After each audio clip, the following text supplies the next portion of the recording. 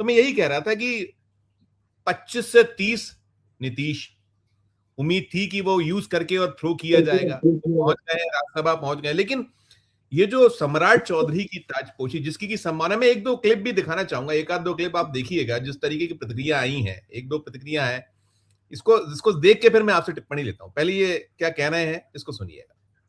इसके लिए मैं सर्वप्रथम इस राज्य के पूर्व मुख्यमंत्री नीतीश कुमार जी को धन्यवाद दूंगा, जिन्होंने दिल्ली जाने का मन बनाया, और दिल्ली जाने के मन बनाने के कारण ही ये परिस्थिति उत्पन्न हुआ, और उन्होंने सम्राट जी को आशीर्वाद दिया, और बीजेपी विधायक दल ने भी सम्राट जी को चुना है, और आगे विधानमंडल का। एक प्रतिक्रिया तेजस्वी यादव की, ये पहले का है, ये सुबह की प्रतिक्रिया, लेकिन है प्रतिक्रिया है, इसको सुनना चाहिए। हत्यारे हैं उनके, जो महात्मा गांधी के जो लोग हत्यारे हैं, उनकी विचारधारा वाली पार्टी को स्थापित कर रहे हैं।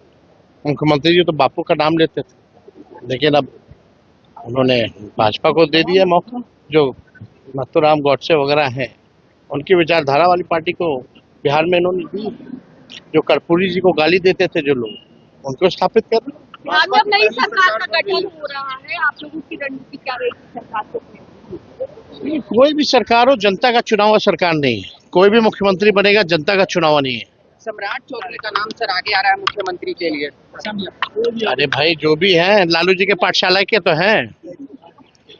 बीजेपी को भी अब राजनीति करनी पड़ रही है, तो लालू जी के विचारधारा के इर्द गिर्द ही राजनीति करनी पड़ रही है। तो ये बात तो सब लोग जानते हैं।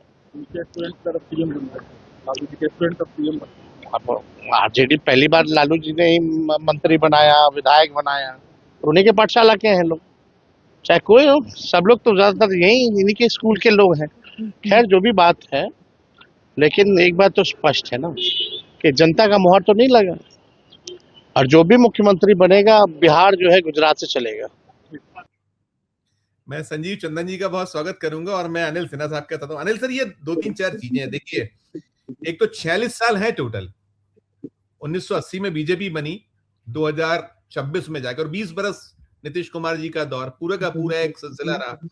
तो जो ये क्या यहाँ पर ऐसे देख सकते हैं कि अब यहाँ बीजेपी जो हिंदुत्व सनातन युग, क्योंकि नीतीश कुमार बड़े दूर हुआ करते थे इन चीजों से, बीजेपी इस पे प्ले अप करती थी। आइए, पहले उनको बड़ा भाई कहती थी, आज वो बड़े भाई की मुद्रा में, और अंततः बड़े भाई के हाथों में ड्राइविंग सीट आ गई है। तो ये जो पूरे का पूरा दृश्य बन रहा है, इसको कैसे, और नीतीश जी के तो बहुत सारे रिकॉर्ड हैं, 10 बार सीएम, कई बार इस्तीफा।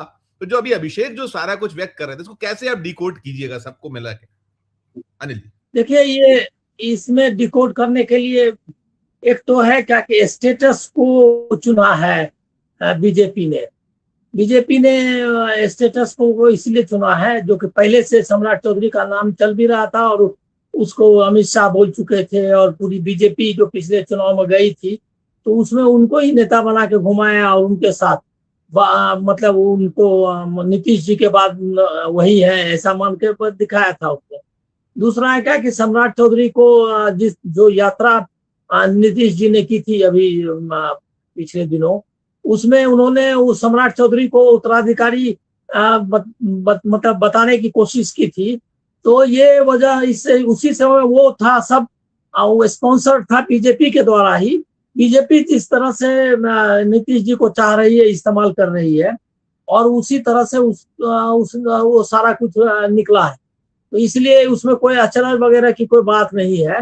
सम्राट चौधरी बहुत निकम्मे मुख्यमंत्री साबित होंगे, इसमें कोई डाउट का सवाल नहीं है, क्योंकि वो और उनका प्रभाव अपनी ही जाति में, वो बिहार के नेता नहीं है, बिहार भर में मतलब बिहार भर अब मुख्यमंत्री बन गए तो उनको मान लेगा जाति।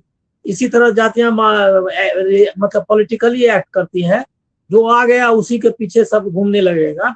लेकिन वो अपनी ही जाति के स्टेट लेवल के लीडर नहीं है, उनका बहुत सीमित प्रभाव है, और वहां जहां है वहां भी जिस इलाके से आते हैं, जिस जिले से, वहां भी उनका बहुत सीमित प्रभाव है।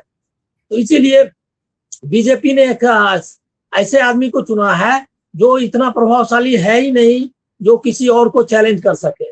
नहीं तो वो नहीं चला पाते, क्योंकि अगर कोई रहता तो वहां पर जो कास्ट इक्वेशन है बीजेपी के अंदर, सवर्ण और जो मतलब अति पिछड़ी जातियां हैं वो रिवोल्ट करती या उनको मतलब प्रॉब्लम एक्सेप्ट नहीं करती किसी दबंग नेता को।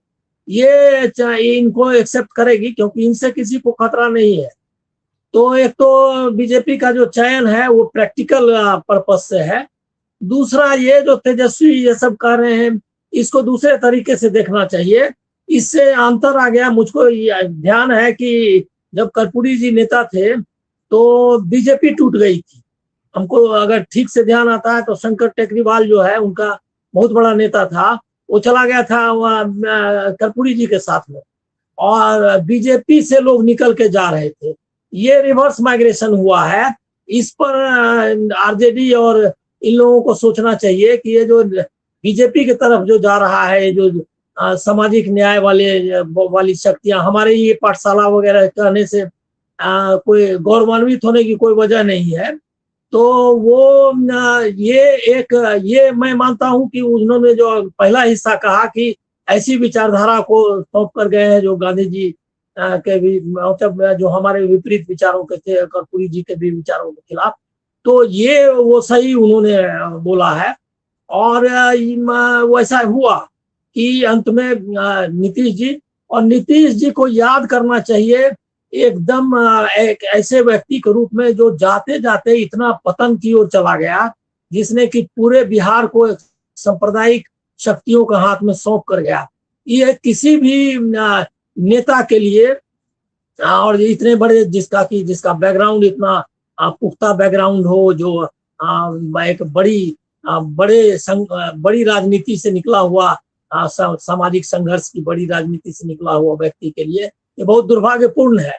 और इसके लिए उनको इसी तरह याद करना चाहिए जैसे किसी के निधन पर आप कोई शोक समाचार मतलब शोक व्यक्त करते हैं, वैसा ही इंटेलेक्चुअल लोगों को व्यक्त करना चाहिए।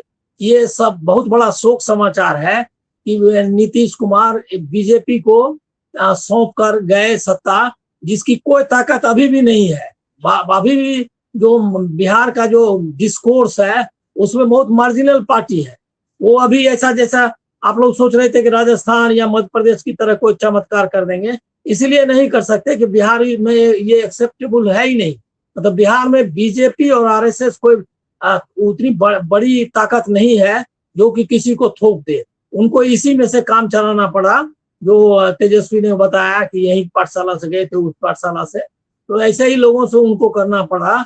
इसका ये भी एक संकेत है कि बिहार ने वो बीजेपी का जो ये है भगवाकरण नहीं, मतलब स्वीकार नहीं अभी तक किया है।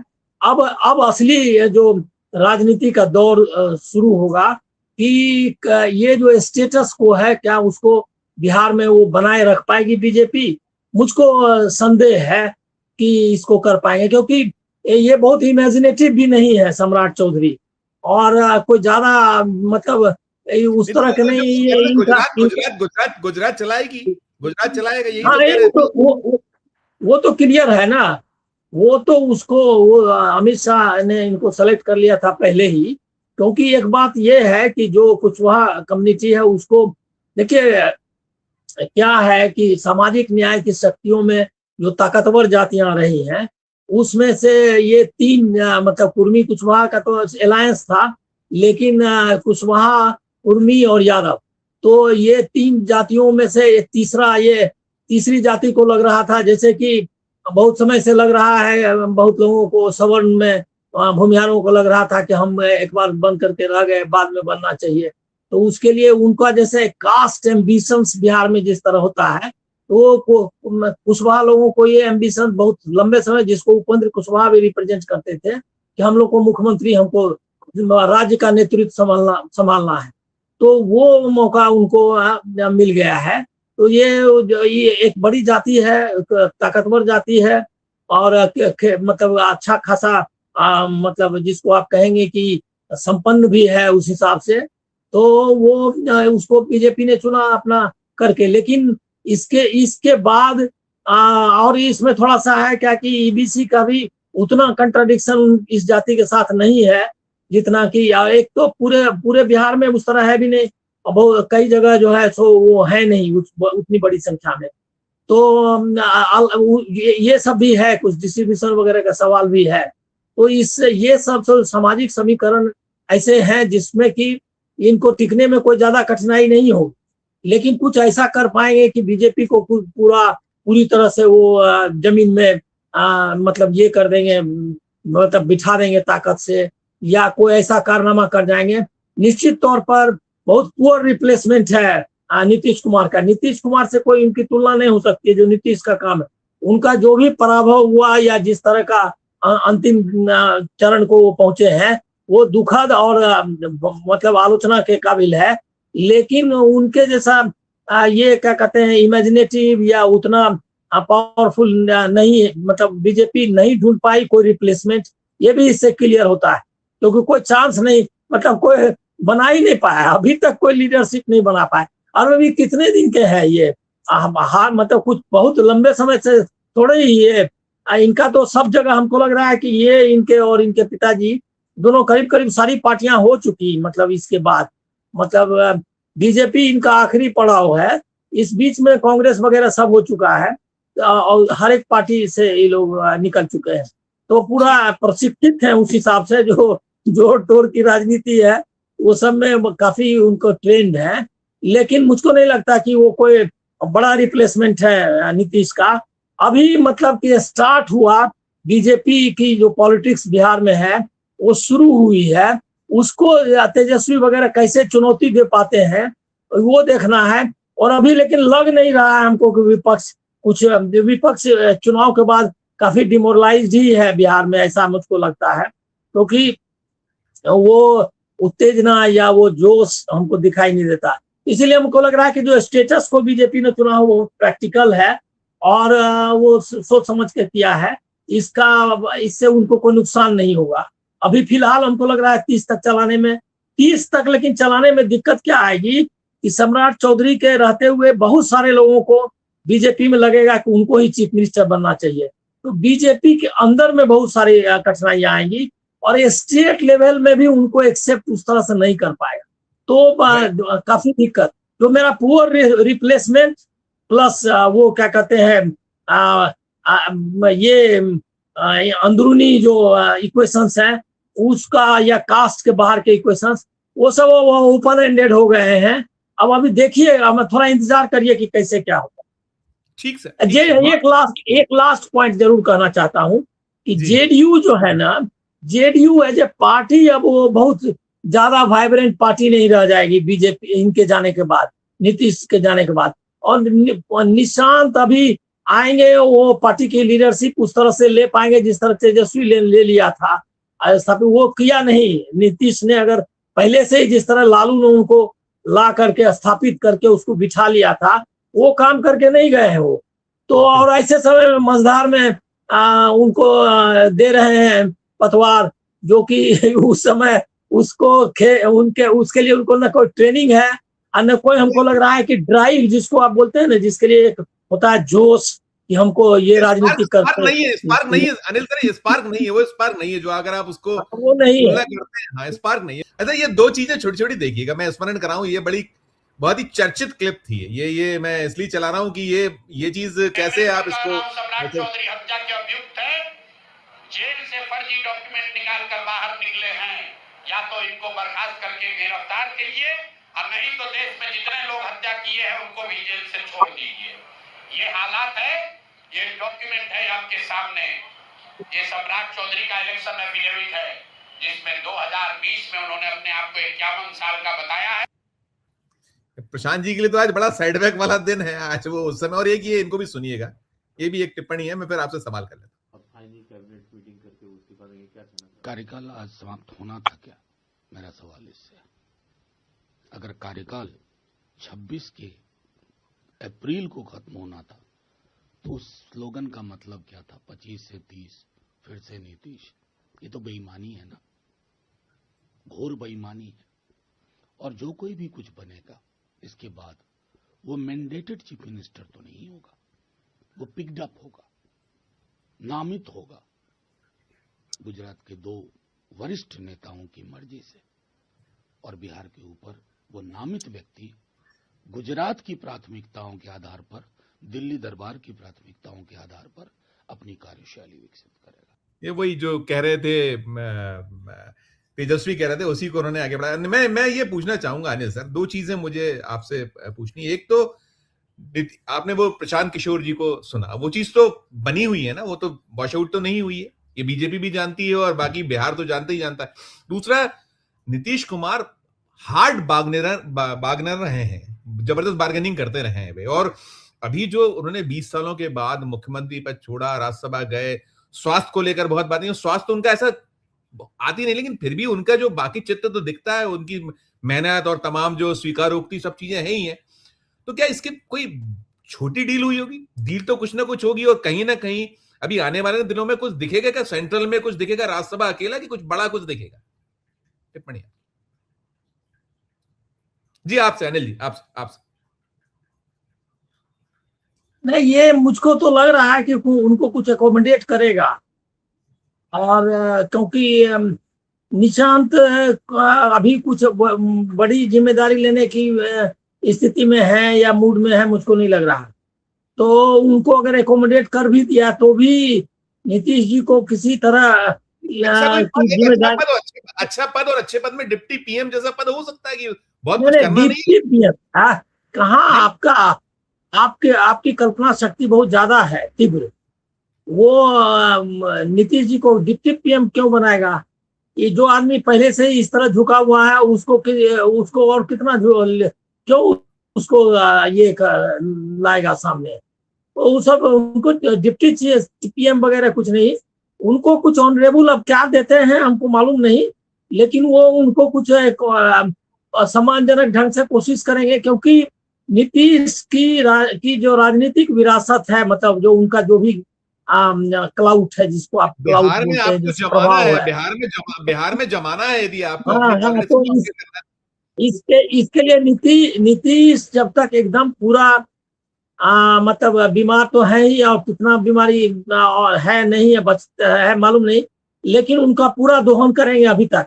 इसीलिए हमको नहीं लग रहा है कि राज्यसभा तक उनको कुछ न कुछ मिलेगा, लेकिन किस पर राजी होते हैं, या राजी भी अब होने की स्थिति में है या नहीं मालूम नहीं, लेकिन उनको कोई ऐसा पद वगैरह देने की मिलना चाहिए मुझको। मतलब प्रैक्टिकल पॉलिटिक्स के हिसाब से मैं सोच रहा हूँ, मुझे कोई जानकारी है या कोई प्रिडिक्शन कर रहा हूँ ऐसा नहीं है, लेकिन उनको कुछ न कुछ एकोमोडेट करेगा, क्योंकि निशांत को अगर वो बना भी देते हैं डिप्टी सीएम, तो भी वो फुल फॉर्म में नहीं आ पाएंगे। तो और जेडीयू को बचाए रखना भी उनके लिए अभी मजबूरी है, क्योंकि अगर अभी तुरंत उसको हड़पने की कोशिश करेंगे तो जो अगर वहां चालू होगा, क्या कहते हैं, केओस, जो अराजकता फैलेगी बिहार में, तो उसका फायदा आरजेडी और कांग्रेस ले जाएगी, क्योंकि सब लोग भाग करके जाएंगे उधर, क्योंकि इतनी आसानी से जेडीयू को तोड़ देना उनके लिए संभव नहीं हो पाएगा। नेता इधर उधर करते रहे, लेकिन उनका वर्कर एक फोर्स है जो कि मानसिक तौर पर एक नीतीश जी की राजनीति मतलब के संरक्षण में आगे बढ़ा है। तो वो मतलब कास्ट और इसके इक्वेशंस के हिसाब से वो नहीं इस तरह से भाग जाए, मतलब जेडीयू को बिखरते हुए नहीं बीजेपी में चला जाएगा, ऐसा मानना मुश्किल है। तो ऐसी अराजकता की स्थिति से बचने के लिए अभी उनको मुखौटे के रूप में, जिसको जो अटल बिहारी वाजपेयी को जिस तरह से मुखौटा बनाया था बीजेपी ने, वैसा ही मुखौटा अभी बिहार के लिए नीतीश बने रहेंगे। और किस कैपेसिटी में बने रहते हैं ये मुझको अंदाजा नहीं है, लेकिन वो बने रहेंगे। डिप्टी पीएम बना करके कोई ऐसा क्लेमेंट, कोई ऐसा पावर सेंटर नहीं उनको बनाएंगे जिसका, और वो उसका अब उनका स्वास्थ्य लग नहीं रहा है कि अब कोई ड्राइव भी नहीं है। जो एक होता है ना, जो ये डिसीजन भी राज्यसभा में गए तो जिस मतलब इस फुर्ती के साथ करना चाहिए था वो नहीं किया उन्होंने। एक स्लोनेस उनके पॉलिटिक्स में, उनके बॉडी लैंग्वेज में, सब में दिखाई देता है।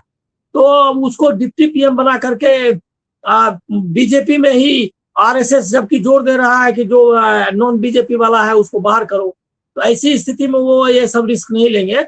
लेकिन अब वो क्या उनके लिए क्या उनके दिमाग में है हमको अभी कहना मुश्किल है।